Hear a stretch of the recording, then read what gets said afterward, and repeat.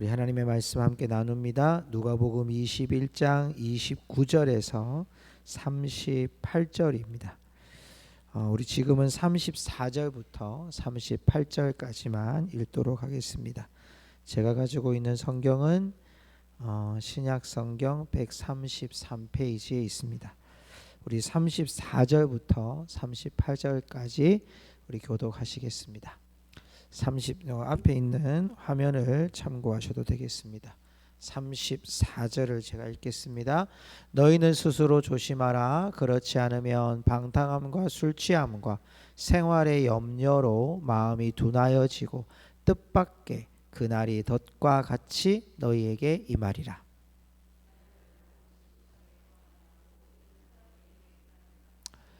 이러므로 너희는 장차 올 이 모든 일을 능히 피하고 인자 앞에 서도록 항상 기도하며 깨어 있으라 하시니라.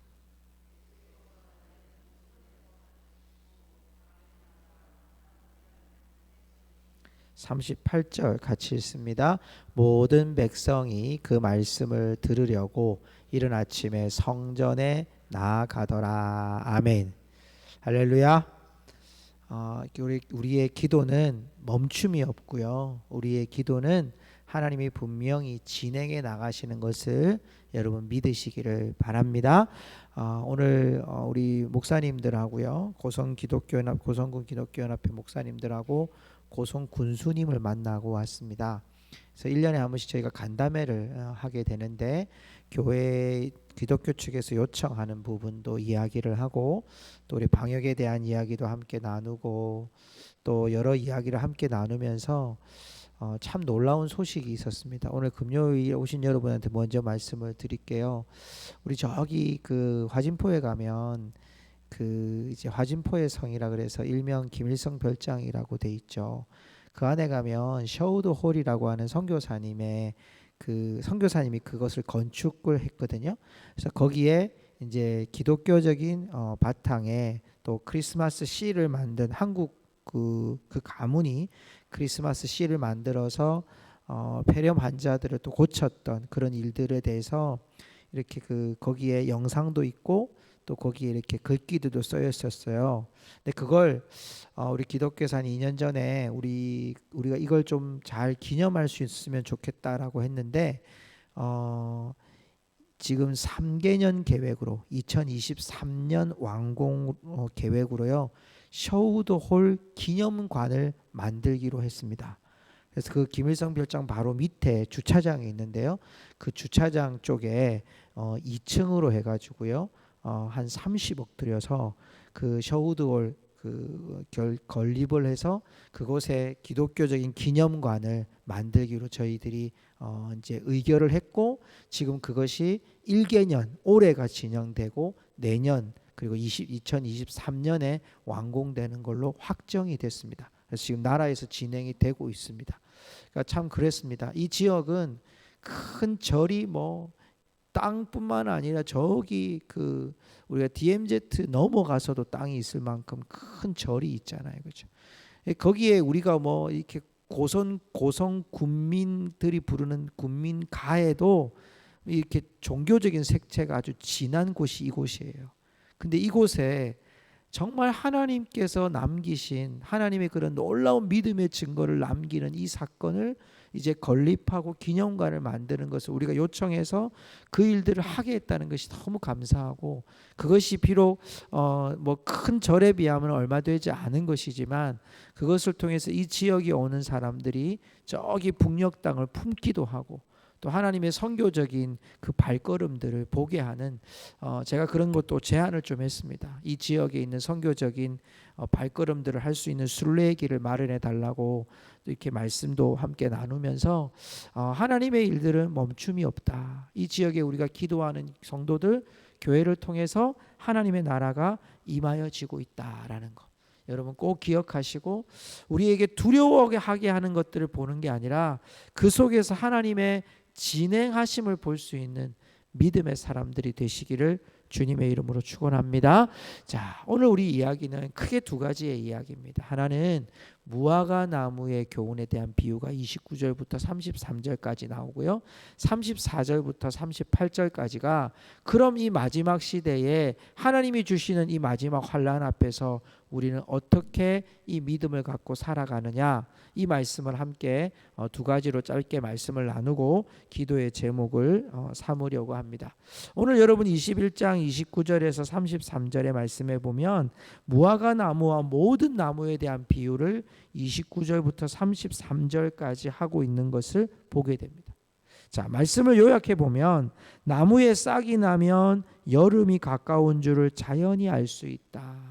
이것은 유대인들의 환경 가운데 보면 마르고 팍팍한 나무가지에 수액이 축축하게 묻기 시작하면 여름이 왔다라고 생각하는 유대인들의 여러분 그 광경을 예수님께서 그대로 보여주는 거예요. 이거 무슨 사인입니까? 무화과 나무와 모든 나무의 비유를 하신 거예요. 가지가 축축해지면 뭐가 가까웠다? 여름이 가까웠다. 그래서 이와 같이 이렇게 나옵니다. 자, 그 다음 보십시오. 자, 우리가 29절 30절을 했죠. 31절에 보면 이와 같이 너희가 이런 일이 일어나는 것을 보거든, 이렇게 돼 있어요. 이와 같이. 뭐가 이와 같입니까? 무화과 나무와 모든 나무의 가지가 축축해지면 여름이 왔구나를 깨닫듯이 하나님께서 우리에게 주는 그 앞에 우리가 수많은 환난들을 보았어요. 기근과 지진과 자연재해와 전염병과 또 자기를 예수라고 하는 사람들로 인한 자칭 예수라고 하는 사람들이 일어나고, 또 가깝게는 예루살렘 성전이 무너지는 이야기를 예수님께서 하셨잖아요. 돌 위에 돌이 남지 않을 만큼. 그리고 그때에는 아이벤 자들과 얼마나 불쌍한 자들이 되느냐, 이런 말씀을 예수님께서 하셨잖아요. 바로 이런 환난을 당할 때 나무가 축축해지면 여름이 오는 것처럼 이런 환난이 올 때 너희들이 어떻게 해야 되느냐. 자, 31절 우리 같이 읽어보겠습니다. 31절 시작. 이와 같이 너희가 이런 일을 일어나는 것을 보거든 하나님의 나라가 가까이 온 줄을 알라. 아멘. 뭐가 가까이 온 줄 알라고요? 하나님.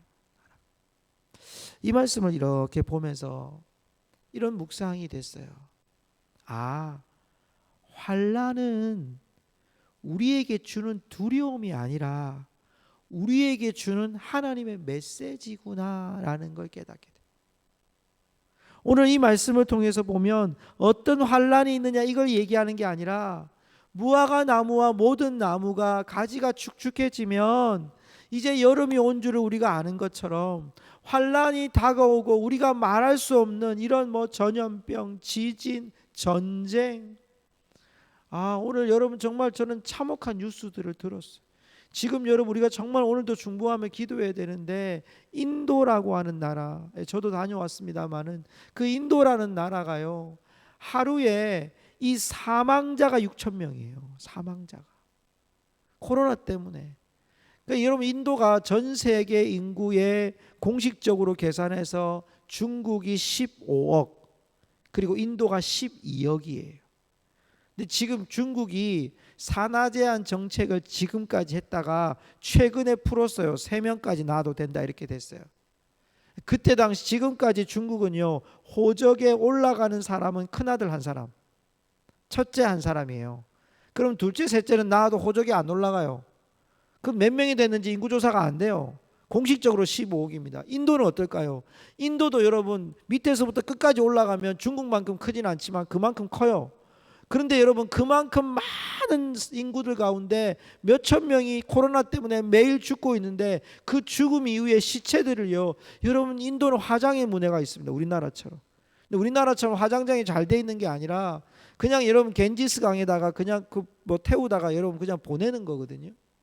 근데 여러분 그것 자체도 힘드니까 땅속에 파묻었는데 이건 여러분 야생 개들이 막 와가지고 이거 핥고 난리도 아닙니다. 지금 이런 참혹한 일들이 이 땅 가운데 일어날 때 너희들이 그것 보면서 두려워하지 말고 무슨 나라가 가까운 줄 알라? 하나님의 나라가 가까운 줄 알아. 메시지로 받아들여야 돼요. 우리는 환난을 당하면 아이고 이거 어떻게 지나갈까, 어떻게 피해갈까, 어떻게 넘어갈까, 이게 중요한 게 아니라 하나님의 메시지가 그 안에 있는 거예요. 아, 하나님의 나라가 가까이 왔다는 거 너희 기억해라. 예루살렘이 무너지거나 또 너희들 안에 기근과 지진과 전쟁이 일어나고 포로로 잡혀가고 너희들 안에 수많은 고통들을 만날 때, 아, 드디어 하나님의 나라가 가까이 왔구나, 여름이 왔구나 하는 것처럼 하나님의 나라가 가까이 왔구나를 너희들이 기억해라. 이 말씀을 듣고 있는 당시의 사람들에게는 예수님의 십자가의 죽음이 하나님의 나라예요. 지금 우리가 이 말씀을 보고 있는 우리에게는 예수 그리스도가 이 땅에 다시 오시는 것이 완성된 하나님의 나라가 가까이 왔다는 걸 우리는 여러분 이 말씀을 통해, 환난을 통해 깨달아야 될 우리의 메시지라는 거예요. 그래서 32절과 33절에 보면 하나님의 말씀은 반드시 이루어질 거다. 이 세대가 지나가기 전에 모든 일이 다 이루어지리라. 33절도 볼까요? 천지는 없어지겠으나 내 말은 없어지지 아니하리라. 확증시키잖아요. 이 메시지가 너희들 봐라, 가지가 축축해지면 여름이 되는 것처럼 이런 환난을 당하면 하나님의 나라가 가까이 온 줄을 알아라. 이 말은 절대 변함이 없다, 분명히 이루어진다, 이거 말씀하시는 거예요. 성도 여러분, 우리가 맞이하는 참 참혹한 이 시대를 우리가 살아가요. 또 더한 시대를 우리가 보겠지만 그때마다 우리 가정에도 그런 일들이 일어나요. 우리 교회에도, 이 한국 교회에도, 또 여러분 이 시대에도 정말 말할 수 없는 그런 큰 고통들이, 애통하는 일들이 일어나요. 아이들이 학대를 받는 일들이 일어나고, 그 힘든 아이들이 그 카드 하나 들고 어디 가서 먹을 데가 없어서 돌아다니고 있는 이 시대의 모습이 현 주소예요. 스스로 목숨을 끊는 일들은 왜 이렇게 많은지, 결과가 중요한 것이 아니라 그 과정 속에 그렇게 고뇌하고 아파하는 일들이 이 나라 민족에 너무나도 많아요. 여러분, 지금 우리가 코로나라고 하는 이 상황도 여러분 하나님이 주시는 메시지잖아요. 전염병이 분명히 일 것이라고 말씀하시는, 처처에 전쟁과 기근이 일어나는 일들이 일어날 거라고 얘기하잖아요. 여러분, 우리가 함께 말씀을 나누었던 우간다 이성웅 성미자 선교사님의 나라 우간다란 나라에서 어제 교통부 장관이 총격을 받아서 사망을 했어요. 그 딸이 사망을 했어요. 그 장관은요 중태에 있고요. 그 안에 수도 없는 많은 일이 아프리카나 이 민족 안에 일어나고 있어요. 성도 여러분, 우리가 그럴 때에 아이고 이게 지금 어떻게 된 일이냐, 과연 우리가 뭐 정치를 잘하냐, 국가적으로 왜 이런 사태가 벌어졌느냐, 이게 아니라 하나님 앞에 우리가 지금 이것을 메시지로 받고, 그렇구나, 변함없는 하나님의 말씀의 진리가 이루어지고 있구나, 이걸 보라는 거예요. 그러면 그런 삶에서 우리가 어떻게 살아야 되느냐, 34절 이야기합니다. 한번 볼까요? 34절 우리 한번 따라합시다. 스스로 조심하라. 한 번 더 크게요. 스스로 조심하라. 예, 왜 조심해야 되냐면 34절 끝에 보면 덫에 걸리기 때문에. 스스로 조심하지 않으면 덫에 걸린다는 거예요. 왜? 방탕함과 술 취함과 생활의 염려로 마음이 둔하여져서 뜻밖의 그날의 덫과 같이 너희에게 임하리라. 주님의 날이 임할 때까지 너희들 조심해서 방탕함에 빠지지 말고, 술 취함에 빠지지 말고, 생활의 염려에 빠지지 말고, 마음을 둔하여지게 하지 말고, 너희들 마지막에 스스로 조심해서 주님의 날까지 이 환난 가운데도 그 말씀 붙들고, 변하지 않는 말씀 붙들고 스스로 조심해서 살아야 된다, 이 말씀을 하시는 거예요. 성도 여러분, 또 보십시오. 36절을 볼까요? 우리 36절 같이 읽겠습니다. 시작. 이러므로 너희는 장차 올 이 모든 일을 능히 피하고 인자 앞에 서도록 항상 기도하며 깨어 있으라 하시니라. 마지막 시대에 뭐 해야 됩니까? 조심해야 됩니다. 두 번째는 깨어 있어야 됩니다. 그 깨어있는 삶을 기도하며라고 되어 있어요. 목적은 뭐냐? 인자 앞에 서기 위해서 항상 기도하고 항상 조심하고 깨어 있어야 돼. 저게 지금 덫에 걸리는 건지 미끼인지 유혹인지 알아야 된다는 거예요. 그것 때문에 우리가 방탕함과 술 취함과 염려가, 우리의 염려가 마음을 여러분 굳어버리게 만드는 거예요. 마음을 우둔하게 만드는 거예요. 하나님이 주는 메시지를 듣고 그 말씀에 드디어 여름이 오는 것처럼 하나님의 나라가 가까이 왔다고 하면 우리가 어떻게 하는 겁니까? 두 가지 해야 되는 거예요. 스스로 조심해서 깨어 있는 거예요. 그러려면 뭐 해야 됩니까? 기도해야 됩니다. 그냥 우리의 생활의 염려, 걱정, 근심, 문제 해결, 여러분 이것을 위해서만 기도하는 것이 아니라 주님, 내 마음이 우둔하여져서 굳어지지 않도록 내 마음이, 오늘 이 말씀에 보십시오. 오늘 35절과 36절에 보면 모든 사람, 34절을 볼까요? 34절 보면 자, 스스로 조심하라. 그렇지 않으면 방탕함과 술 취함과 생활의 염려로 마음이 둔하여지고 있죠. 자, 마음이 둔하여지게 하는 것이 방탕과 술 취함과 염려라 그랬어요. 여러분 염려 없는 사람이 어디 있습니까? 걱정 없는 사람이 어디 있습니까? 그런데 그 염려가 하나님의 말씀인 결코 변함없이 이 말씀은 이루어진다는 그 하나님의 약속이 우리 가운데 염려가 너무 커서 그걸 덮어버리면, 술 취함과 방탕함이 덮어버리면 그 덫에 우리가 걸려가지고 주님의 임하심을 맞이할 수가 없다는 거예요. 그렇기 때문에 너희들은 스스로 조심해서 날마다 항상 기도하면서 주님의 오실 날을 기다려야 된다. 깨어 있으라고 말씀하고 있다는 거예요. 성도 여러분, 예수님의 일상이 어떠했습니까? 성전에서 가르치시고 밤에는 감람원이라는 산에 가셔서 쉬셨습니다. 예수님이 하신 사역은 굉장히, 예수님의 일은 간단합니다. 명료합니다. 여러분 절대로 복잡하지 않습니다. 성전에 가르치시고 감람원이라는 산에 가서 쉬시고. 여러분 이 말씀을 통해서도 우리에게 참 좋은 교훈을 줍니다. 덫에 걸리지 않는 삶은요, 신앙의 일정한 여러분 룰을 가지고 살아가요. 신앙의 여러분 이것이 무너지지 않고 계속 가는 거예요.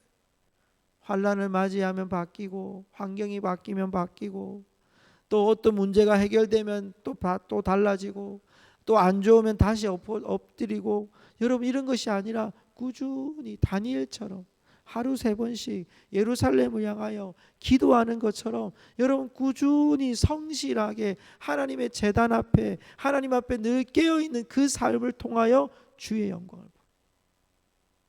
여러분 성전을 떠나지 않았던 안나 선지자를 기억합니까? 주님을 보았습니다.